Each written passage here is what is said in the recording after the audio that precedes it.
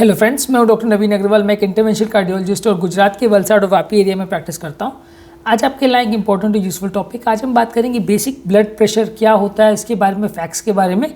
Blood pressure क्या होता है, किस तरह से ऐड करता है, क्यों ये व्यक्ति के लिए इंपॉर्टेंट है, और इसके बारे में एक बेसिक ओवरव्यू पर बात करेंगे। ये टॉपिक में बहुत ज़्यादा क्लिनिकल डिटेल्स पर नहीं जाएंगे, बेसिक फैक्ट्स के बारे में बात करेंगे, एक जनरल अवेयरनेस के लिए, ब्लड प्रेशर के लिए। ये टॉपिक इंटरेस्टिंग और प्रैक्टिकल यूटिलिटी का होगा, इसे रिक्वेस्ट करूँगा इसे एंड तक देखें। जो लोग हमारे चैनल पे नए हैं उन्हें रिक्वेस्ट करूँगा कि चैनल को सब्सक्राइब करें। जो लोग हमारे कंटेंट को इंग्लिश में देखना चाहते हैं उनके लिए डॉक्टर नवीन अग्रवाल कार्डियो केयर इंग्लिश करके हमने चैनल स्टार्ट किया। आप उस कंटेंट को इंग्लिश में भी देख सकते हैं।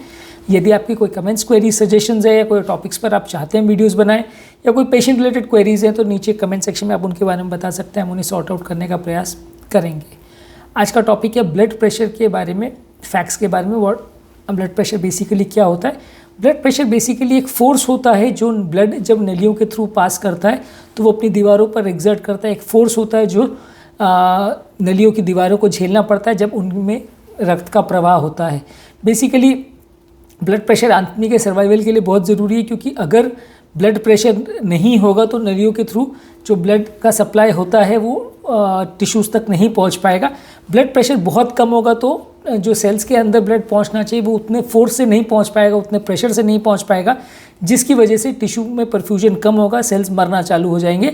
वहीं अगर किसी का ब्लड प्रेशर बहुत ज़्यादा भी है तो भी वो डेंजरस है। ब्लड प्रेशर अगर बहुत ज़्यादा होगा तो वो दीवारों पर इतना ज़्यादा फोर्स एक्सर्ट करेगा कि दीवारें डैमेज हो जाएंगी, दीवारों ख़राब होने लगेंगी, दीवारें फट जाएंगी, और कई बार टिश्यूज़ के अंदर की जो कैपिलरीज है या वेसल्स है वो फट जाती है, जिसकी वजह से वो एरिया में ब्लीडिंग या डैमेज या हेमरेज हो सकता है। ब्लड प्रेशर अगर दीवारों पर कंटिन्यूसली फोर्स एक्सर्ट करता है तो दीवारें धीरे धीरे करके हार्डन होने लगती है, कैल्सीफाइड होने लगती है, जिसकी वजह से और ब्लड प्रेशर बढ़ता है और जिसकी वजह से और दीवारों को डैमेज पड़ता है, हार्ट को और ज़्यादा प्रेशर एक्सर्ट करना पड़ता है, इसलिए कंडीशन बिगड़ती है। अब ब्लड प्रेशर हार्ट के लिए बुरा क्यों है? ब्लड प्रेशर हार्ट के लिए बुरा इसलिए क्योंकि उसके खिलाफ हार्ट को एक फोर्स एक्सर्ट करना पड़ता है। अगर ब्लड प्रेशर ज़्यादा होगा तो हार्ट को उसके खिलाफ ब्लड को पंप करना पड़ेगा। मान लीजिए अगर किसी का मेन नली का ब्लड प्रेशर 120 है और हार्ट को अगर उसमें ब्लड को पुश करना है तो हार्ट को 120 से ऊपर प्रेशर जनरेट करना पड़ेगा तो ब्लड नली में अंदर घुस पाएगा। क्योंकि जब अगर नली का प्रेशर अगर 120 ज़्यादा है, वो हार्ट के प्रेशर से अगर ज़्यादा है तो ब्लड वहाँ से अंदर लीक करने लगेगा, जैसा कि डायस्टोल में होता है। डायस्टोल में क्या होता है कि अगर हार्ट का प्रेशर बहुत ज़्यादा कम है और वाल्व में अगर डैमेज है तो ब्लड एओर्टा से हार्ट की तरफ जाना चालू हो जाएगा, जिसे एओर्टिक रिगर्गिटेशन बोलते हैं। अगर हार्ट को उसके थ्रू ब्लड को पुश करना है तो हार्ट को जो नली का प्रेशर है उससे ऊपर प्रेशर को जनरेट करना पड़ेगा। 120 है तो उसे 120 से ज़्यादा, भले 130 करे, 140 करे, कितना ज़्यादा करेगा वो केस टू केस वेरी करता है, लेकिन ज़्यादा प्रेशर जनरेट करना पड़ेगा। वहीं 150 है तो वो उसको 150 से ज़्यादा जनरेट करना पड़ेगा। 180 है तो 180 से ज़्यादा जनरेट करना पड़ेगा। जितना ज़्यादा हार्ट को मेहनत करनी पड़ती है, जितना ज़्यादा हार्ट को फोर्स एक्सर्ट करना पड़ता है, जितना ज़्यादा हार्ट को प्रेशर का सामना करना पड़ता है, उतना हार्ट में ज़्यादा डैमेज होता है, उतना हार्ट की दीवार सख्त हो जाती है और मोटी हो जाती है। इसको आप इसी तरह से इक्वेट कर सकते हैं कि जैसे आप जिम में जाते हैं, मसल बनाने के लिए आप डंबल्स उठाते हैं। डंबल्स अगर आप छोटा सा उठाएंगे 1 पाउंड का या 2 पाउंड का तो आपकी मसल थोड़ी बनेगी, वहीं आप 5 पाउंड का उठाओगे तो थोड़ी ज़्यादा बनेगी, 10 पाउंड का उठाओगे तो और ज़्यादा होगा। अगर आप 10 किलो का डंबल उठाते हो तो आप यानी 25 पाउंड का उठाते हो तो आपकी मसल और ज़्यादा बनेगी। यानी कि आपकी मसल को उतने फोर्स के खिलाफ काम करना पड़ेगा। तो अगर आपका डाइट और बाकी पैरामीटर्स ज़्यादा हैं, अच्छे हैं, और आप प्रोटीन वगैरह प्रॉपर ले रहे हो तो आपका मसल बिल्डिंग ज़्यादा होगा अगर आप ज़्यादा वेट उठा रहे हो। वैसे ही हार्ट के साथ भी है कि अगर प्रेशर आर्टरी का बहुत ज़्यादा है और हार्ट को उसके खिलाफ मेहनत करनी पड़ती तो हार्ट के मसल को और ज़्यादा फोर्स एक्सर्ट करना पड़ेगा। हार्ट की मसल उसी तरह हाइपरट्रोफी होगी क्योंकि वो भी मसल है। हार्ट के केस में अब आप बोलेंगे यार जिम में हम मसल बनाते हैं तो ये तो अच्छी बात है, तो हार्ट के भी मसल बन जाएगी, ताकत आ जाएगी हार्ट में। हार्ट के लिए वो मसल बनाना बहुत हेल्दी नहीं होता है। एक लेवल तक ही वो हार्ट का मसल बनना या हार्ट का थिकनेस बढ़ना हेल्दी होता है। उसके बियॉन्ड अगर हार्ट का प्रेशर बढ़ जाए तो वो हार्ट के लिए अनहेल्दी हो जाता है, हार्ट स्टिफ हो जाता है, जड़ हो जाता है, मूवमेंट नहीं कर पाता है, मूवमेंट रिस्ट्रिक्टेड हो जाती है और धीरे धीरे करके पेशेंट हार्ट फेलियर की तरफ जाने लगता है, हार्ट डायस्टोलिक फेलियर की तरफ जाने लगता है। जितना ज़्यादा हार्ट स्टिफ होगा उतना हार्ट को कॉन्ट्रैक्शन करने में तकलीफ होगी, उतना पेशेंट हार्ट फेलियर में जाएगा। तो ये जो प्रेशर जितना ज़्यादा बढ़ेगा उतना हार्ट को डैमेज करेगा। इसके लिए प्रेशर को कंट्रोल में रखना ज़रूरी है ताकि हार्ट को डैमेज नहीं हो, हार्ट को स्टिफ नहीं हो और प्रेशर की वजह से बाकी नलियाँ भी डैमेज नहीं हो, बाकी ऑर्गन्स भी डैमेज नहीं हो। ब्रेन में भी बहुत ज़्यादा प्रेशर रहेगा तो ब्रेन में ब्लीडिंग हो जाएगी, ब्रेन की नलियाँ खराब हो जाएंगी, उसमें क्लॉट हो जाएगा। तो ये सारे प्रॉब्लम्स ना हो इसके लिए ब्लड प्रेशर को कंट्रोल करना ज़रूरी है। काफ़ी स्टडीज़ ने ऐसा शो किया है कि ब्लड प्रेशर एक सीमित रेंज के बियॉन्ड अगर जाने लगता है तो वो नलियों को ख़राब करता है, नलियों में क्लॉटिंग की चांसेस, नलियों में ब्लीडिंग के चांसेस, सब तरह के प्रॉब्लम्स होने के चांसेस बढ़ने लगते हैं। किडनी का प्रेशर बढ़ जाता है तो किडनी के ग्लोमेरुलस और किडनी के सेल्स भी खराब हो जाते हैं। तो ब्लड प्रेशर का इसलिए नुकसान है। ब्लड प्रेशर 2 लेवल्स पे मेजर किया जाता है, एक सिस्टोलिक ब्लड प्रेशर और एक डायस्टोलिक ब्लड प्रेशर, यानी कि ऊपर का ब्लड प्रेशर और एक नीचे का ब्लड प्रेशर। ऊपर का ब्लड प्रेशर यानी उसका मतलब ये है कि जब हार्ट पंप करता है तो उस समय वो कितना फोर्स जनरेट करता है, वो 120, 130, 140 जो भी हो, वो ऊपर का ब्लड प्रेशर कहलाता है। सिस्टोलिक ब्लड प्रेशर यानी जब हार्ट फोर्सफुली कॉन्ट्रैक्ट कर रहा है। डायस्टोलिक ब्लड प्रेशर का मतलब ये है कि जब हार्ट रिलैक्सेशन फेज में तो ऊपर जो एक्स्ट्रा फोर्सफुल वेव क्रिएट हुई थी जिसकी वजह से उस सिस्टोलिक प्रेशर बढ़ा था वो सबसाइड हो जाता है, यानी डायस्टोलिक ब्लड प्रेशर एक लेवल पर नीचे आ जाता है। यानी कि अगर 120 सिस्टोल में था तो डायस्टोल में जब हार्ट रिलैक्सेशन में है तो ब्लड प्रेशर ड्रॉप करता है तो वो 80 पे 70 पे आ सकता है। वो अलग अलग पेशेंट में किस लेवल पे आएगा वो वेरी कर सकता है। किसी में सिस्टोलिक 120 हो सकता है, किसी में 150 हो सकता है, किसी में 160 हो सकता है, वो डिपेंड करता है। नॉर्मल ब्लड प्रेशर जो हम मानते हैं सिस्टोलिक ब्लड प्रेशर वो 90 to 120 के बीच में रहना चाहिए। 90 से कम हो तो हाइपोटेंशन की कैटेगरी में आता है और 120 से ज़्यादा हो तो हाई ब्लड प्रेशर यानी हाइपरटेंशन की कैटेगरी में आता है। डायस्टोलिक ब्लड प्रेशर के लिए भी वैसा है कि normal diastolic blood pressure 60 to 80 के बीच में रहना चाहिए। अगर 60 से कम है तो वो हाइपोटेंशन की कैटेगरी में आता है और 80 से ज़्यादा है तो डायस्टोलिक हाइपरटेंशन की कैटेगरी में आता है।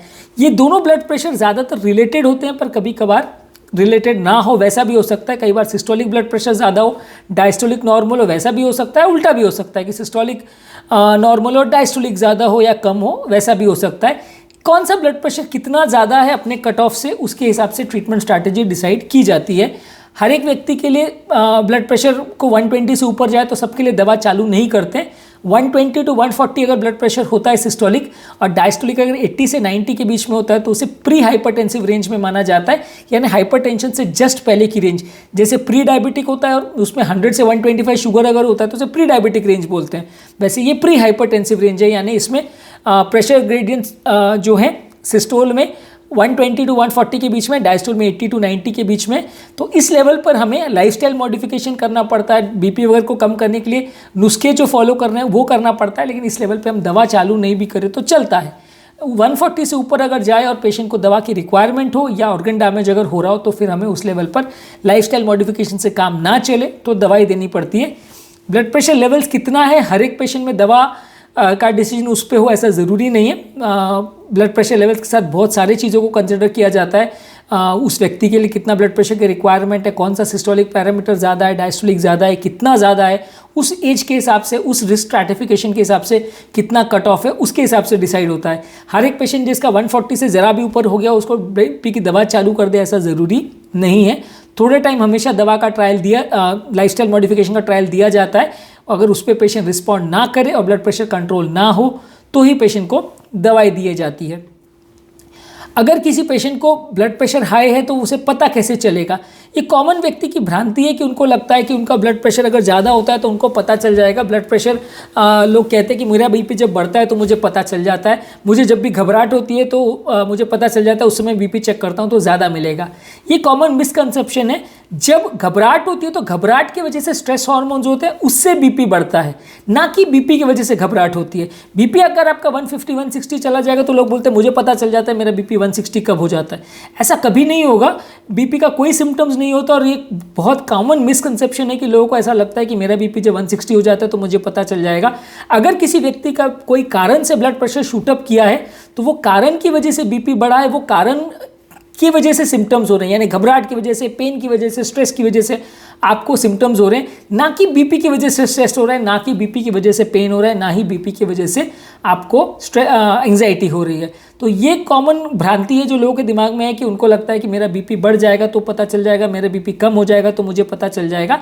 बीपी बढ़ने के सिम्टम्स में बहुत कम पेशेंट्स को सर में दर्द हो सकता है, उसके कॉम्प्लिकेशंस हो सकते हैं, सांस फूलने का प्रॉब्लम हो सकता है, नाक वगैरह से ब्लीडिंग हो सकती है, घबराहट बेचैनी वगैरह हो सकती है। पर बीपी के ज़्यादातर कोई सिम्टम्स नहीं होते। बीपी की वजह से जो कॉम्प्लिकेशन होते हैं, जैसे कि हार्ट अटैक है, हार्ट फेलियर है, स्ट्रोक है, किडनी का डैमेज है, आंखों का डैमेज है, ब्रेन का डैमेज है, ये सारी चीज़ें जो उसके सिम्टम्स हैं या जो उसके कॉम्प्लिकेशंस है वही लोगों को पता चलते हैं, उसके बेसिक सिम्टम्स लोगों को पता नहीं चलते। उसी तरह हाइपोटेंशन का भी है। हाइपोटेंशन के भी सिम्टम्स में लोगों को कमज़ोरी लगना, चक्कर आना, बेचैनी होना, यूरिन कम आना, ये सिम्टम्स होते हैं। पर ज़्यादातर अगर बीपी अगर 100-110 के आसपास हो तो लोगों को उतना पता नहीं चलेगा। 90 से नीचे जब जाता है या सडन फ्लक्चुएट करता है, जैसे किसी को पेशेंट को अगर बीपी की दवाई चल रही है, सडन बीपी ड्रॉप होता है, तो लोगों को ज़्यादा पता चलता है, तो लोगों को चक्कर आते हैं। ये चक्कर आने का रीज़न ये है कि जब बीपी सडनली ड्रॉप होता है तो ब्रेन का परफ्यूजन प्रेशर ड्रॉप होता है, ब्रेन को सडनली ब्लड सप्लाई कम हो जाता है, ऑक्सीजन कम हो जाता है, तो जिसकी वजह से ब्रेन को चक्कर आते हैं और इस तरह का सेंसेशन क्रिएट होता है। तो ब्लड प्रेशर अगर आपका ड्रॉप हो रहा है तो वो 2-5 मिलीमीटर अगर फ्लक्चुएट हो रहा है या 10 मिलीमीटर फ्लक्चुएट हो रहा है तो उतना पता नहीं चलेगा। अगर ब्लड प्रेशर बहुत ज़्यादा फ्लक्चुएट हो रहा है तो ही ब्रेन को पता चलेगा, सडन फ्लक्चुएट हो रहा है तो ब्रेन को पता चलेगा। उसी तरह से बीपी शूट अप होने का भी यही है कि बीपी अगर 130-140 किसी का नॉर्मली रह रहा है तो उसको पता नहीं चलेगा। पेशेंट 200 ब्लड प्रेशर लेके भी बिना सिम्टम के आ सकता है। कई पेशेंट पूछते हैं कि मेरा बीपी 200 चला जाता है, मेरे को पता ही नहीं चलता, मेरा सिस्टम खराब है क्या? ऐसा ज़रूरी नहीं है। नॉर्मल व्यक्ति को भी 200 बीपी हो तो उसको पता नहीं चलेगा। जब सिस्टम फेल होना चालू होता है तभी लोगों को पता चलता है, या पेशेंट को ब्लड प्रेशर रिलेटेड जब कॉम्प्लिकेशन होते हैं तो ही लोगों को पता चलता है कि उनका बीपी शूटअप हुआ है, उसकी वजह से उनको प्रॉब्लम हो रही है। तो ये बीपी से रिलेटेड कॉमन कॉन्सेप्ट्स हैं जो आपको जानना समझना ज़रूरी है। आज हमने बात की कि ब्लड प्रेशर बेसिकली क्या होता है, वो व्यक्ति के लिए क्यों ज़रूरी है, ब्लड प्रेशर के सिम्टम्स क्या होते हैं और हाई ब्लड प्रेशर और लो ब्लड प्रेशर क्या होता है, ऊपर का ब्लड प्रेशर और नीचे का ब्लड प्रेशर क्या होता है। ये एक बेसिक कॉन्सेप्ट के बारे में हमने बात की। ब्लड प्रेशर से रिलेटेड और भी हमने काफ़ी वीडियोस किए जो कि आप मेरे चैनल पर देख सकते हैं। ब्लड प्रेशर रिलेटेड डाइट और सॉल्ट का रोल वर्गर पर भी हमने अलग वीडियोस किए हैं, वो भी आप मेरे चैनल पर देख सकते हैं। आज हमने सिर्फ बेसिकली ब्लड प्रेशर क्या होता है उस बारे में बात की। यदि आपके फिर भी कोई कमेंट्स, कोई सजेशन है, आपको कोई लगता है कि इस टॉपिक पर हमने कोई चीज़ मिस की है या दूसरे टॉपिक्स पर अगर आप चाहते हैं हम वीडियोस बनाए तो नीचे कमेंट सेक्शन में उनके बारे में बता सकते हैं, हम उन्हें कवर करने का ज़रूर प्रयास करेंगे। आपकी कोई पेशेंट रिलेटेड क्वेरीज भी है तो भी आप नीचे कमेंट सेक्शन में पूछ सकते हैं। अंत में मैं डॉक्टर नवीन अग्रवाल तहे दिल से आपका शुक्रिया अदा करूँगा कि आपने इस टॉपिक का इन तक देखा। जो लोग हमारे चैनल पर नए हैं उन्हें रिक्वेस्ट करूँगा इस चैनल को सब्सक्राइब करें। यदि आपको लगता है कि कंटेंट आपके फ्रेंड्स और रिलेटिव्स के लिए यूजफुल है तो लिंक को उनके साथ शेयर कीजिए। यदि आपके कोई कमेंट्स क्वेरीज है तो उन्हें आप कमेंट सेक्शन में मेंशन कर सकते हैं।